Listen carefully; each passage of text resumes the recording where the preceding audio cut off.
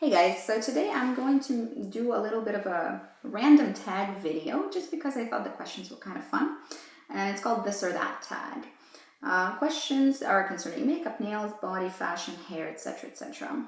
It's a little bit long, so let's get started.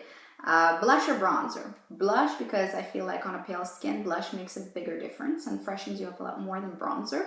And besides, I would prefer to have blush, I think. Lip gloss or lipstick? Lipstick, because lipstick is a lot more versatile. You can have a sheer wash of color, build up color a little bit more. You can also wear it as a cream blush on the cheeks, so I would much prefer that to a lip gloss. Eyeliner or mascara? Mascara, again, why? Because my practical brain goes directly to what would I miss more, and definitely I would miss mascara more. I wear mascara every day and I don't wear a liner every day. Also, I have been in a situation where I used liner or mascara as liner, where I would pick up a liner brush and dip it into the mascara because I'd forgotten my liner and do a cat eye, and it was fabulous. No problems with that at all. So if you're in a pinch, you can always do that. Foundation or concealer? Concealer, again, it's a concentrated product. I can dilute it, mix it with other products to sheer it out into a light coverage or medium coverage or full coverage foundation if it's a good match. Or I can do point concealing, which is my favorite way to wear a base. So I think I wouldn't miss a foundation if I had a really great concealer with me. Neutral or color eyeshadow? Definitely neutral. That's what I wear every day. I don't really wear crazy colors. It's not for me. I really like looking at people who do it because it's really always fun, and bright colors make me happy to look at, but I just don't like them on me. Pressed or loose shadows? I would say loose, and this is shocking because in general, of course, I have pressed shadows in my collection. That's what I have the most of. I have some pigments and loose shadows, but pressed shadows, although they're more comfortable to use and easier to travel with, I have to say that loose shadows are just better pigmentation, and generally shimmery loose shadows are much more beautiful than pressed loose shadows. There's something about the filler that changes the way the shadow is, and pigments just not for comfort's sake, but the way they look, they just look better to me. I really like loose shadows. Sorry, I'm still recovering from a cold. It's been dragging out. Brushes or sponges? I would say fingers. For makeup application, most of the time I use fingers. On my eyes, I do use brushes a lot. But other than that, I think out of those two things, I would choose brushes. The only reason I would wear makeup that would require a sponge application is if I wore decently heavy makeup, which I needed to look good on skin. I would press it in with a damp sponge, and I have a beauty blender. I have a Real Techniques sponge, but most of the time I don't really use them because I just prefer a pretty sheer makeup application with the tips of my fingers and maybe a little bit of a brush powder to powder down my foundation or whatever, just not really using sponges for every day. Yeah, I don't find it necessary unless you wear really heavy makeup every day. Nails, OPI or China glaze? I like OPI more, although I do love China glaze and I have a few, but just by judging by what I have in my collection, I guess I prefer OPI because I have a lot of OPI. Long or short nails? Definitely short nails. I don't wear long nails, nor do I like it on other people necessarily. Of course, I'm not against anybody doing whatever they want, but I find short nails much more practical and actually better looking. A lot of the polishes look much better on shorter nails, such as reds, darks. Really dark colors on longer nails look a little witchy, so I definitely prefer short nails for sure. Acrylic or natural? Definitely natural. I've had acrylics twice in my life, and both times I despised them and I ended up taking them off. I think acrylics look nice in pictures, but in real life they get in the way. They're a little thick. It makes sense if you have really brittle nails for some reason, like taking a certain medication made your nails really, really, really, really weak. But usually just taking care of your natural nails and having a decent diet, if you need to, taking biotin supplementation and strengthening it with certain products, I think will do better for you in the long run, because after you take your acrylics down, then you are still left with messed up, really thin nails. However, again, I like how they look. I like how they look on pictures. They're just not for me. Brights or darks? I like bright red. I like pastel pinks, and I like darks. Those are the colors I wear. And I think brights would be more for summer. And when I say brights, I don't mean fluorescent colors. I mean usually just like reds or pinks, and that's what I like. And then darks would go for fall. In winter, I tend to wear lighter colors as well for some reason. So I love both, and I would keep both in my collection. It's not negotiable. Flower or no flower, and I think what they mean is the little decorations you can get painted on your nails, and I certainly don't like those. This is not for me at all. It's not my style. It's not what I like, not my aesthetic. If other people like it, and I think they have the right to do whatever they want with their nails, but personally it's not for me and I don't like it. Body, perfume or body splash. If you know anything about me, you know I love perfume. So definitely perfume. Body splash is just, to me, not worth the hassle. I think perfume, of course, in terms of lasting power, is far superior. Lotion or body butter? Neither. I would go for a body oil because I have dry skin and body oils are the most nourishing. But out of those two options, I would go for body butter. Body wash or soap? So soap is actually better in my opinion. It's much more economical, lasts longer, much more easily transported, and you're not left with bulky packaging. But I keep both, and I use body wash a lot more because sometimes when I don't have my body bubbles or anything like that, I would use body wash to add to my bath because I take baths quite frequently, more frequently probably than showers. So I would say both.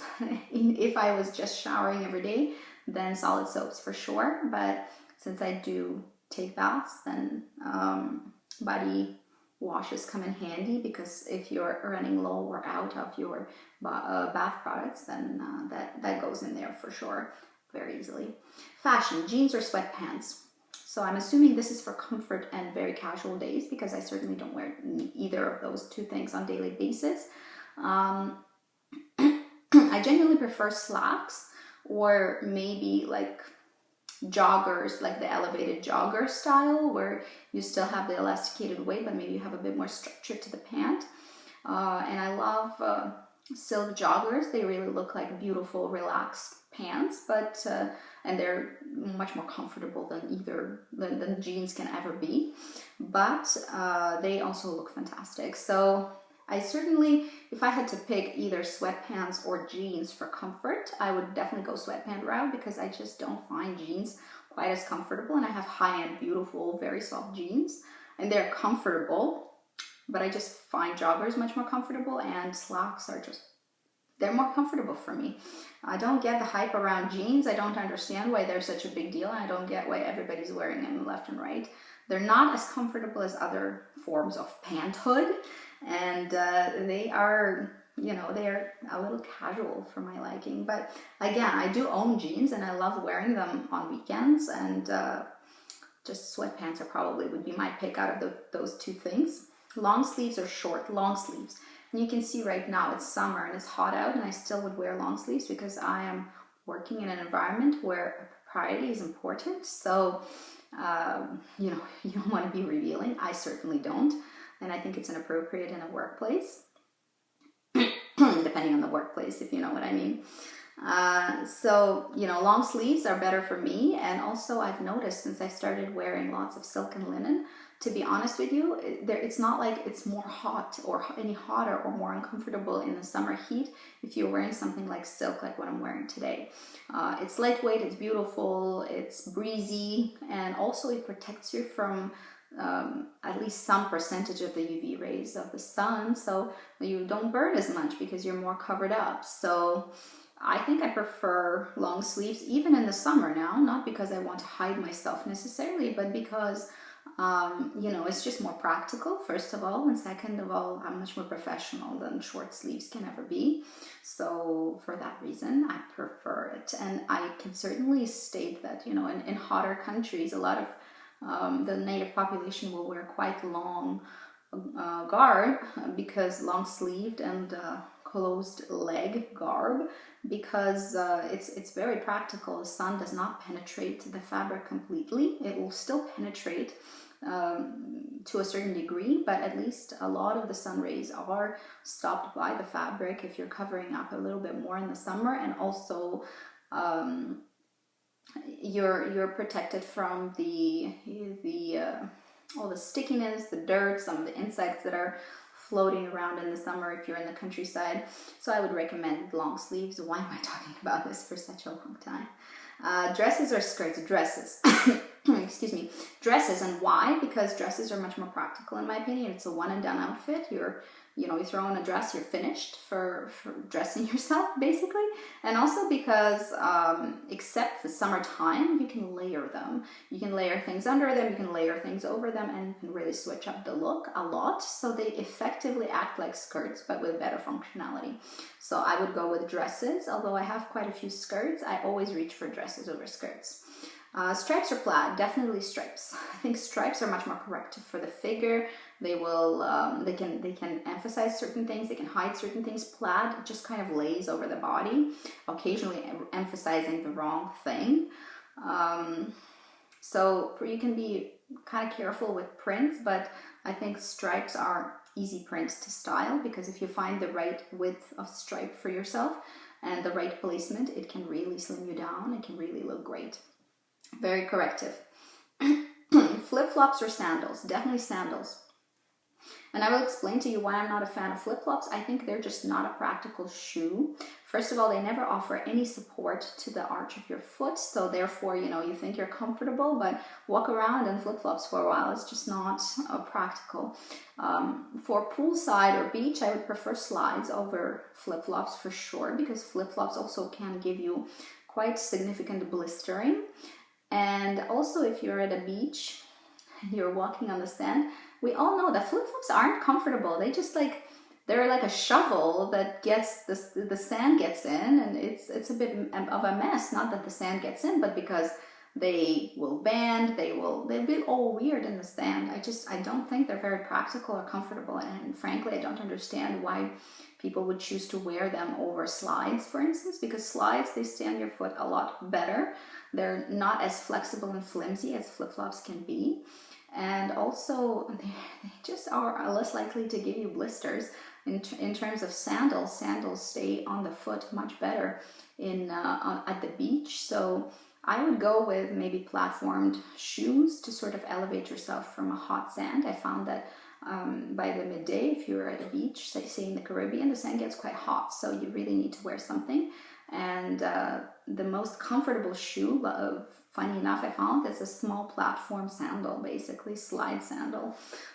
So try that if you find it a little bit awkward with flip-flops. I don't really like flip-flops, and I don't see a place for them in, say, city life. It's gross because your feet are right next to the ground, and also the city is full of dust and dirt and all kinds of nasty things, and I don't want to expose my foot to that. And then lastly, for anybody who drives, it's a disaster. Driving in flip-flops, please never do it. It's really unsafe. You can really easily bump somebody because your foot got stuck because the sandal or the flip-flop got stuck or bent, or something funky happened there. Don't drive in flip-flops. It's not safe. It's a bad idea. It's a bad shoe for driving. It's not comfortable. It's bad. It's a bad thing to do. Scarves or hats? Well, why do I have to choose one or the other? I like both. If we're talking about summer, hats will hide you from the sun, so I guess for summer hats make more sense. But for winter, well, you have to have a hat and a scarf where I live, because otherwise you're just gonna freeze. Studs or dangly earrings? Definitely studs. I wear studs all the time. I don't really wear dangly earrings at all. Very rarely. On some occasion with a certain type of outfit with my hair up, I can do a statement earring, but not usually. I actually had stopped completely wearing any kind of chandelier idea, and I have a few very beautiful gemstone earrings that I just don't wear anymore, so I think I will probably prefer to pass them on to a friend at the end of the year if I don't reach for them throughout the seasons. Excuse me. And I don't see myself reaching for them, to be quite honest with you. Necklaces or bracelets? Always necklaces. I wear a necklace most days of the week, at least 6 days of the week, if not 7. And bracelets, I think, are getting in the way because I do a lot with my hands, small procedures sometimes, you know, you have to be very careful. Nothing should be in your way, and sometimes I feel like bracelets are a little bit in my way. Small, thin bracelets I can do, but I rarely reach for my bracelet collection. Most of the time, I always reach for necklaces though. So bracelets aren't as popular with me as they are with other people probably, but it's just a personal preference. Comfort. Heels or flats? Definitely flats. I like the way heels look, but I wear them to very certain occasions, rarely. And I have absolutely no interest in butchering my feet day to day, nor do I feel the necessity to wear heels to appear stylish, because I feel like there's so many options out there for shoes right now. Shoes that look fantastic, elegant, beautiful, that add to your outfit rather than take away from it, and they don't have to be heels. So for comfort's sake, for the sake of actually, you know, being productive during your day, not feeling like you have to carry an extra change of shoes in your bag just because, you know, you want to appear a certain way for a couple of hours a day, maybe to a formal occasion, I will wear heels gladly, and I do. And I choose comfortable, certainly not very high heels. But I advise you guys to stop thinking that you have to do things to appear sexy or whatever. Just, you know, take care of your feet. Your feet are going to work for you for the rest of your life. Have you seen feet of the people who wore heels for the last 30 years? I have, and it's not good. It's not good. Usually, of course, I can't generalize, and some people maybe can pull it off for 30 years and still be fine. But generally, there are foot deformities that appear, and it is, you know, it's not good for your skeletal structures. Cowboy boots or riding boots? Definitely riding boots, and preferably over the knee ones that I can wear with dresses and skirts in the winter, fall and winter. Cowboy boots I don't actually own, nor have I ever owned cowboy boots. They've never really fit into my wardrobe. Although I do like the style, it's just not my style. Jacket or hoodie? Jacket. I don't understand hoodies, and I'll tell you why.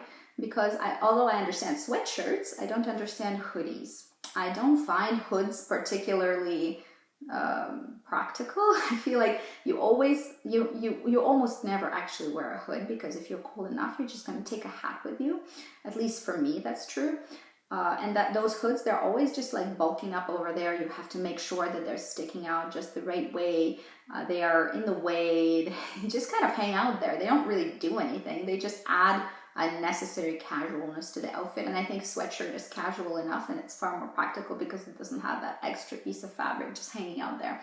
If you have a job where you have to pull the hood on and off, like if you were to work in a warehouse or something like that, and you are in and out of different temperatures, maybe, I don't know, I haven't never worked in an environment that required you to be doing that, but quite honestly, in most environments, I feel like it's unnecessary, basically.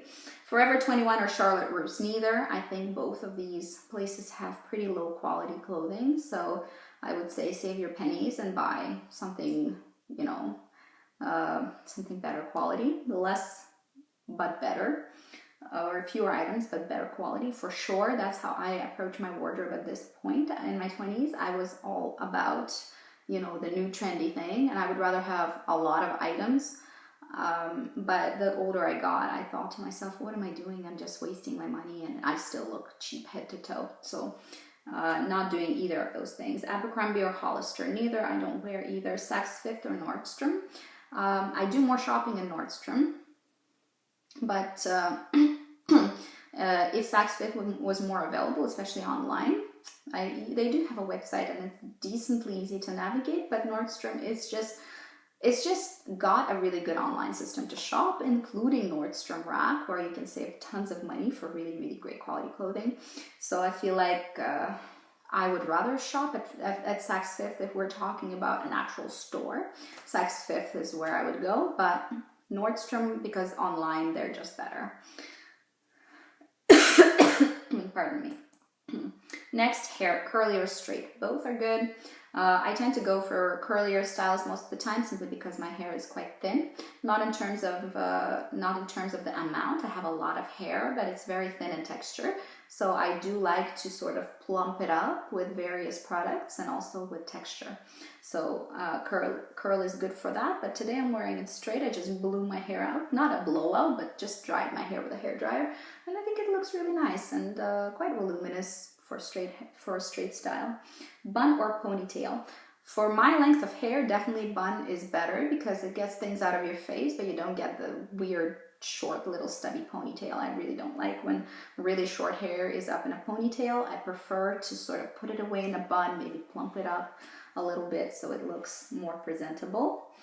Bobby pins or butterfly clips? Definitely bobby pins. Butterfly clips I left when I at a space in time when I was 12. I don't see the point of them. Hairspray or gel? I have thinner texture hair, so I don't need to gel it. So hairspray for sure, because volume is what I'm after. Long or short? I think I like everything. I think short hair looks really cute and sexy. I think long hair looks really beautiful and lush. I think medium length hair, what I have right now, is really practical and you can do a lot of stuff with it and it's not so much in the way. So I think you can rock any length. You just have to find the right shape for yourself, and that's it. Light or dark?